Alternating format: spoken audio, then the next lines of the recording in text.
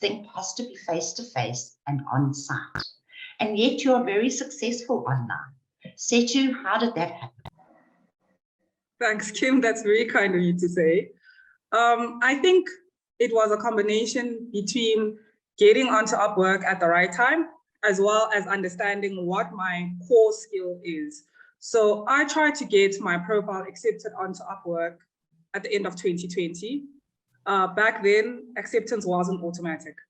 They reviewed your profile and they looked if they needed your skills, and then they employed you based on that. I failed about 4 times and then eventually signed up for the Remotania course.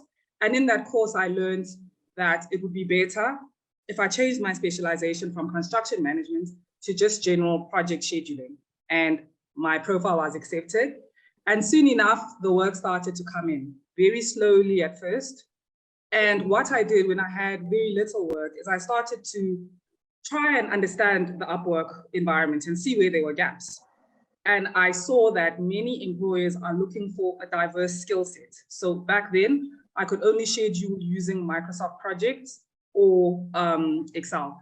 But I realized they needed someone who understood Monday.com, Trello, Primavera P6, using of Canva even, and various others. So I got online, started doing online courses, attended webinars, and learned the software. I even took the time to create fake little projects so I could see that I could actually use it. And soon enough, I started to target clients that were looking for more than what I could offer. And the work started to come. And I think when the work started to come, I needed to ask myself, what is my core skill? What do I do really well? And I know that that's construction. But in doing construction, it means I understand processes. So the process of building is what I understand. I can take that understanding and convert it into understanding the process of marketing, the process of AI, the process of IT, the process of web development.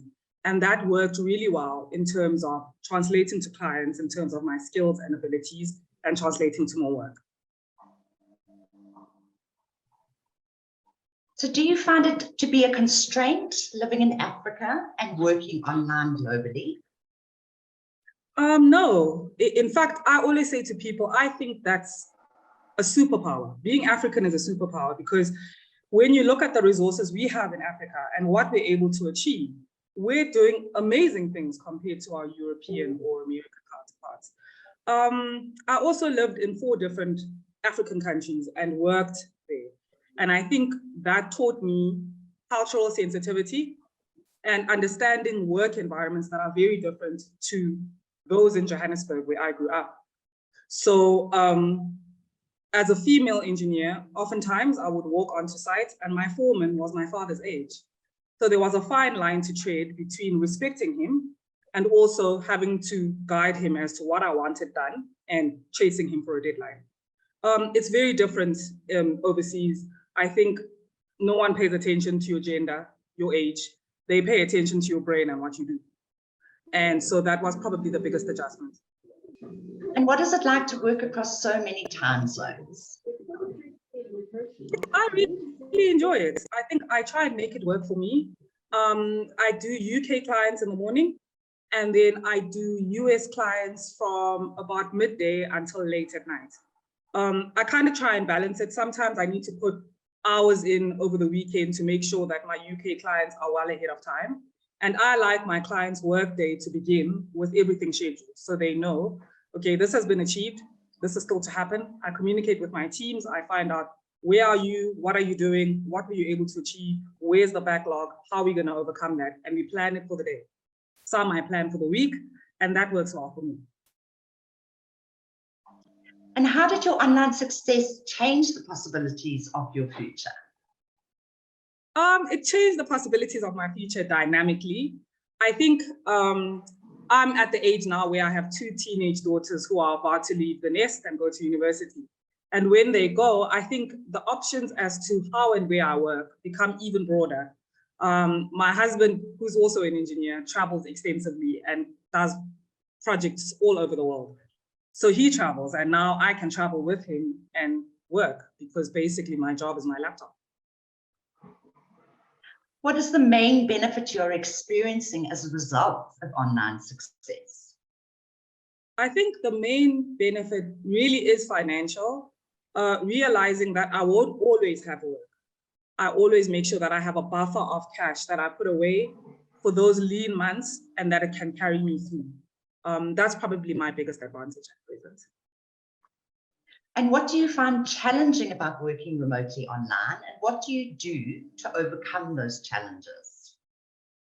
The biggest challenge I would say is understanding cultural diversity. I don't think as an African personally, I am well versed in terms of European culture or American culture or Australian culture. I've traveled a lot, but being in a country as a tourist is very different to working with the people there. I can definitely say my European clients have really struggled with the way they handle deadlines or the way they communicate. It sometimes comes across extremely aggressively. And that's only because I'm African and respect and sort of hierarchy is important in the culture that I grew up in. And so having people shouting and really getting stressed was tough to handle, because in the midst of all that chaos, I have to remain calm, listen to instruction, look beyond the chaos and focus on the problem and find a way to solve it. And how has your work practice changed as you became more successful online? I ask questions. I ask more questions. Oftentimes when a client asks me to do something, I walk them through how I'm going to do it so that it's clear to them what they're paying for.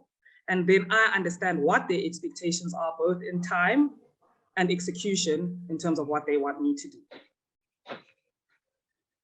And what advice would you give yourself if you were to start out as a freelancer all over again? I definitely tell myself to be kinder to myself. I would tell myself that the journey will not be easy, but that the journey is very necessary.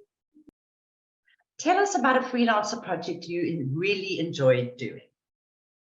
I had one at the beginning of this year with a gaming client.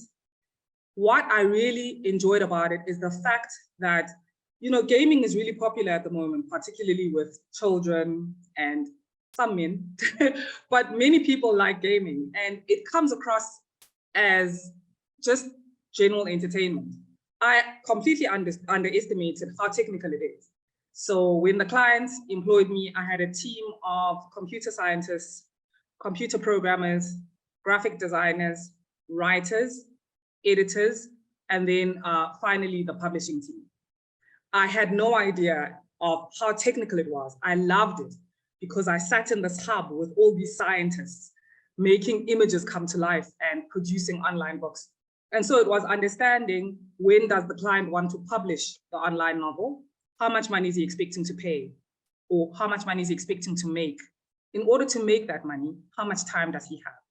And so from conceptual stage, where they're developing the script, to final production, when, you know, the graphic artists are refining images down to the last hair follicle and how it moves on screen, and then to final production, and then pricing, and then making money, it was extremely rewarding. Thank you very much, Sethu, for sharing your journey with us. I'm sure people have some questions they would like you to elaborate on further. So if you have any questions, please type them in the chat box. And if you already are active in online remoting, also feel free to tell us in the chat box how you experience working online. I'm just going to check the chat box. If there are some questions here, Sethu. Can I answer any, or you? Yes, hang on, I will read them out. Sorry, okay. Just hang on a second. So this is from Anna Marie. So I'm so excited about this session. I've been following Sethu since I joined Remotania and have prepped a few questions. I hope there is time for her to answer. So I remember one of your Facebook posts where you shared what you were experiencing at a quiet time. How do you stay motivated when you send proposals? Sorry, let me just get this question. How do you stay motivated when you send proposals but don't get work?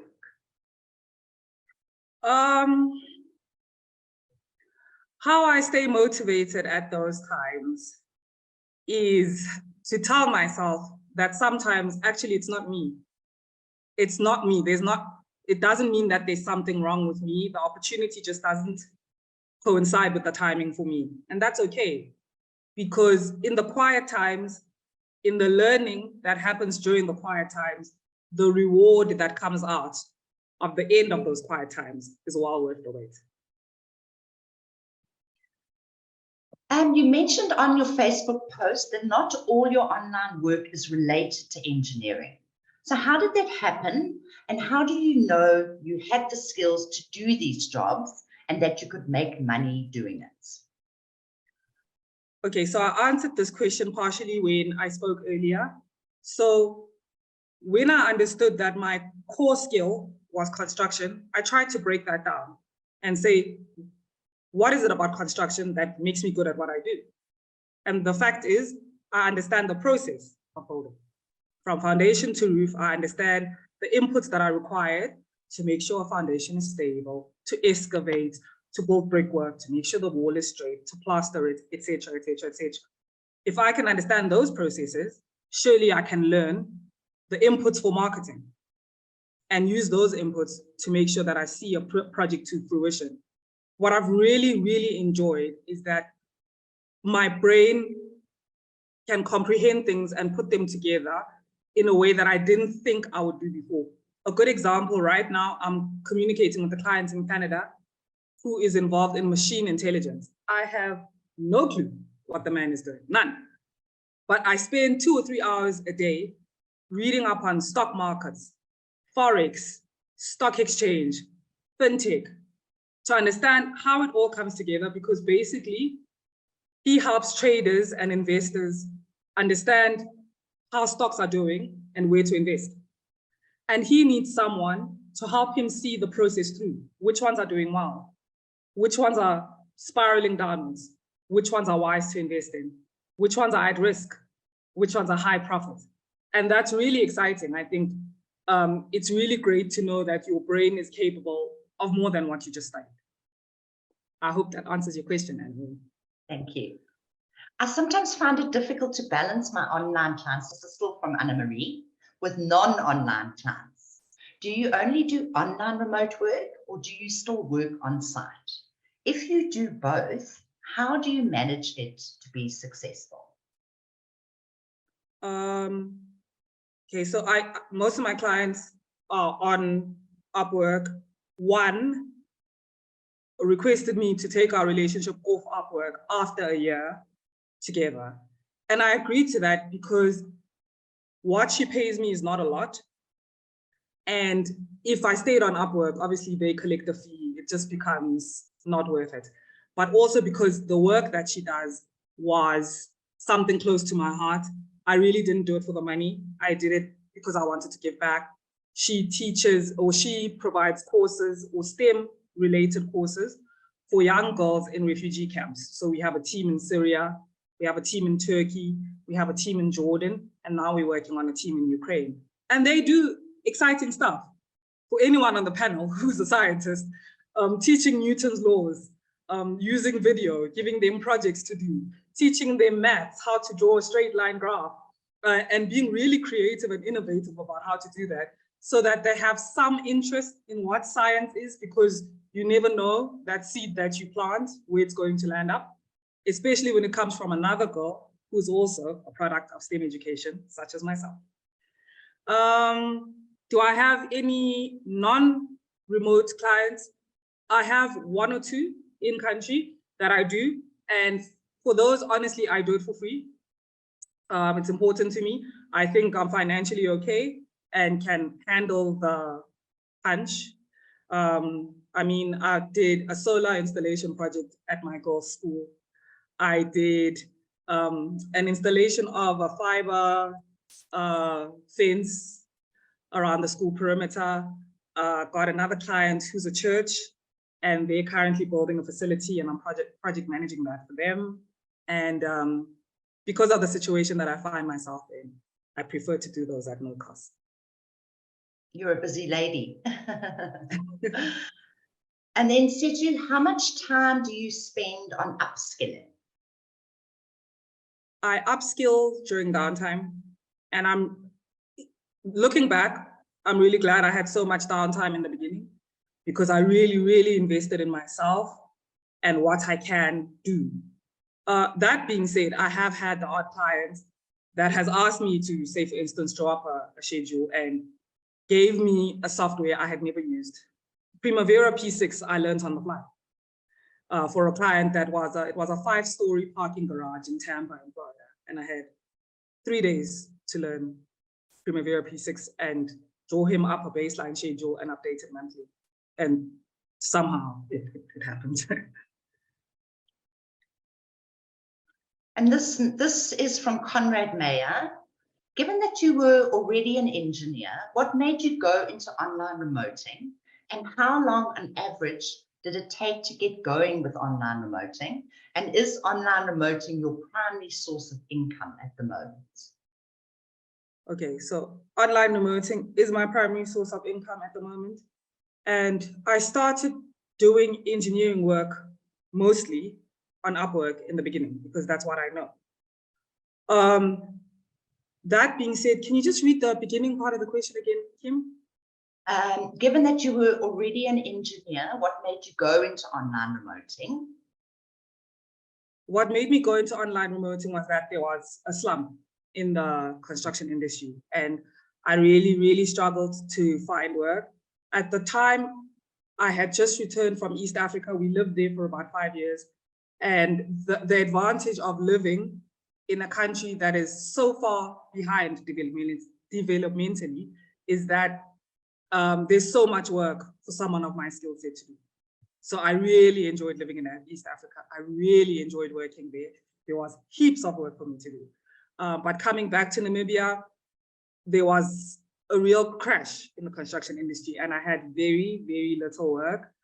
And after some time taken off, I taught during the lockdown. I taught maths, physics, chemistry, applied maths. And I started with students face-to-face, and I ended up online. So I guess that kind of got me into online working. But after 2 years working with students, I really wanted to do what I had studied, and I looked for an opportunity to go back into engineering. And this is another part of the question. How long on average did it take to get going with online remoting? I'd say it took me 20 months to really get established. And when I say 20 months, I don't mean I didn't have work in the first 20 months. It means the work came, stopped, came, stopped. So it was irregular, whereas now it's far more regular. That being said, as an engineer working online, I was completely surprised by what clients expected me to do. The expectation is that you're a scientist, you're intelligent, you can make problems go away. My very first client was in Australia, in Perth, as it was earlier mentioned, and they were building an underwater museum with a restaurant on the surface, just off the coast of Perth. I've never been to Perth. The foundation was anchored on the seafloor. I have never seen the seafloor. Well, I mean, I've seen it on National Geographic, but I've never seen it myself. And after 2 weeks of orientation, meeting the team, and it was completely international team. Some of the engineers were in Australia, a lot of them were in India. Project management came from Canada, myself. There was another team in New Zealand. It was completely international. So every day you work with different facets of the team. And after about 2 weeks, the client said to me, look, as was his practice, he doesn't work on Fridays. So Thursday afternoon, he said to me, look, we're now getting to a point where we need to start making sure that this structure is going to be able to support itself in the sea. So he said to me, this is the sea depth. This is the velocity of the water. We have a metallic slab that we're going to sink to the floor of the sea. And we need to pump it to the surface of the sea. You, Sethu, need to design a pumping mechanism that's going to lift this thing. And for me, I was like, sorry, what? And he said, no, just design. well, I have a catalog from my supplier. Here's the catalog. You tell us what to use. And it was my first project. And I mean, I remember at one point I said to him, but I'm African. And he said to me, but you're an engineer, right? I said, yes. He said, you can think? I said, yes. He said, nothing. And he said to me, please give me the solution. Monday morning, he said to me, give it to me Monday morning, 8 a.m. on my table. That was Sunday night. I had to finish Sunday night, 9 p.m. After shedding many tears, I cried. I completely panicked because I had no clue how to solve it. And after, regaining my calm, I decided to look online, look at subsea construction, look at where it was done, reach out to people to ask, what did you build? Was it a barge? How big was it? What did you look out for? If the sea is moving, how do you take it into account? Okay, so then how do you lift this? And I took 24 hours to just gather information. And then I looked at the catalog, and luckily the catalog had more information than I thought. It gave me a pumping rate. It told me how much water it could get out. And then all I had to look at is if the water is pumping at that rate, how fast am I able to move something up and how much weight am I able to support? And by Sunday night, I designed a pumping system that lifted this thing up to the surface and held it there. Took me, 5 days, but somehow, once again, it happened. So you actually, I think you're unaware of what you're capable of until you're put into that situation. And I always also say to people, being in Namibia, it's not like I can call someone, I mean, not even Durban or Cape Town, in Walfish Bay and say, hey, listen, that floating slab you guys built, how did you do it? No one's done it. There was no one I could physically see and ask. And so I had to use what I had, which was the internet, which was YouTube, which was email, which was WhatsApp, and gather my information. And I did. Amazing, Sethu. Wow, what a story. So this is from Marcia Samasua. I hope I've pronounced your name correctly. Hi, Sethu.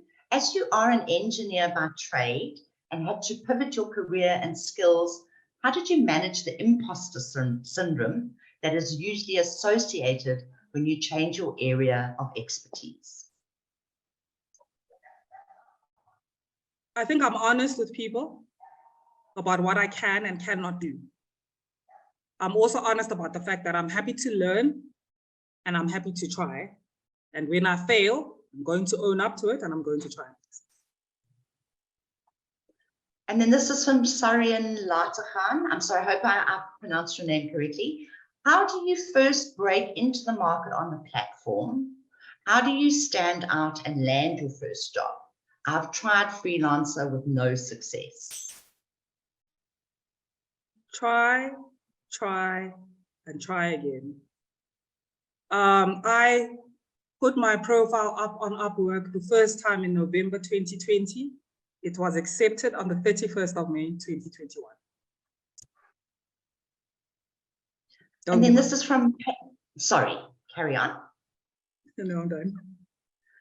Okay. Patience Machachi, how long did it take you to start getting jobs on Upwork after your profile was approved? And how many clients do you take at a time? So back when I applied on Upwork, I think the rules of engagement were different. When they accepted your profile, the work came fast. So it took me, they accepted my profile, a week later I had a job. Sorry, what was the other part of the question, Kim? Just go back into it. Sorry, hang on a second for me. How long did it take you to start getting jobs on Upwork after your profile was approved? And how many clients do you take at a time? My preference is to have 2, if I can. And I like 2 in different time zones. I like to have 1 in the UK, and they get my morning, and then another one, US, Canada, and they get my time from 12 p.m. till about 10 p.m., wherever necessary. And then this is from Nazim Cole. What exposure do you have to AI, and what do you think the impact will be on jobs, especially in the engineering field? Thank you for all the great questions, by the way. I have a lot of exposure to AI. I actually have an AI assistant. She's fantastic. I call her a she, but she's a machine. She attends my meetings. She takes minutes, and the minute the Zoom meeting or the Teams meeting ends, I have minutes and a recording of the meeting. It's an absolute game changer, because in construction, particularly in the States, there's always a chance of dispute because you can sue for virtually everything and anything. So to have everything documented really helps, and to have it documented in live time helps, because between Monday and Friday, things can change vastly. And to call out a client to say, look, sorry, we discussed this. Remember you said this, remember you said this. There becomes no issue where they can be hearsay because it's recorded and I can send it back to them. And so it gives my client that peace of mind of knowing that the technical requirements and the carry through of the project are covered. And so they have less of a risk of actually having disputes come up. Thank you, Sethu. I'm sorry, the other thing I wanted to say about AI, Yes. sorry, Kim, the other thing I wanted to say about AI is that it's growing rapidly. And so the need for engineers or for thinking people is high. So oftentimes I get people who come to me and say, listen, I've written a program that understands human behavior. So a gentleman in India has a program that understands Kim likes scarves, and it understands Kim's behavior. And it'll be like, Kim, it's the 14th of June. Usually by now your bank balance is 75% full. There's a sale coming up on these scarves at this Woolies. It's 15 kilometers away. If you take this detour, you will catch that sale, etc., etc., etc. So it's really amazing what people are doing in the virtual world. And I got an appreciation for that when I worked in the gaming industry.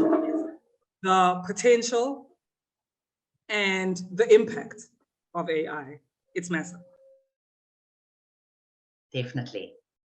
Thank you so much, Sethu. Anna Marie says, will you share your AI assistant with us?